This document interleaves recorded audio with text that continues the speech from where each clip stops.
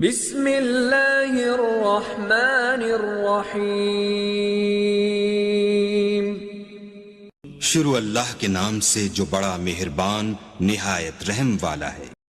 فاسألوا اہل الذکر ان کنتم لا تعلمون۔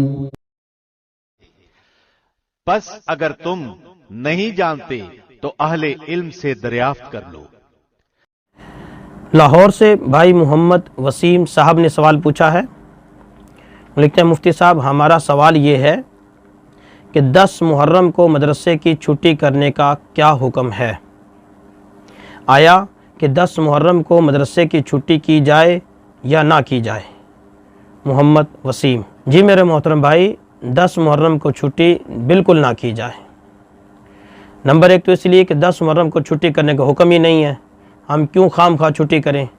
دوسری بات یہ خلاف عقل بھی ہے کہ 10 محرم کا دن بڑا مبارک دن ہے، اس مبارک دن میں جب بچے قرآن پاک پڑھیں گے تو ان کو ثواب زیادہ ہوگا، ان کو اجر زیادہ ملے گا۔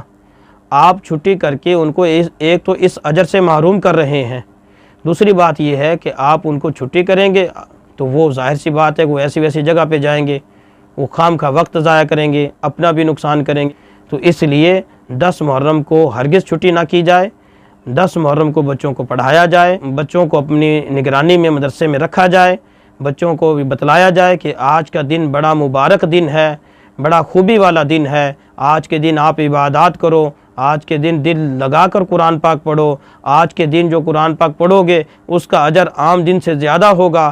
ایسی باتیں کر کے بچوں کو اس طرف راغب کرو کہ وہ قرآن کو اور مزید زیادہ یاد کریں اور اچھے طریقے سے یاد کریں، قرآن کو دل لگا کر پڑھیں تاکہ ان کا فائدہ ہو۔ چھٹی میں کیا فائدہ ہوگا؟ چھٹی میں تو نقصان ہی نقصان ہے، اس لیے 10 محرم کو مدرسے کی چھٹی ہرگز نہ کی جائے۔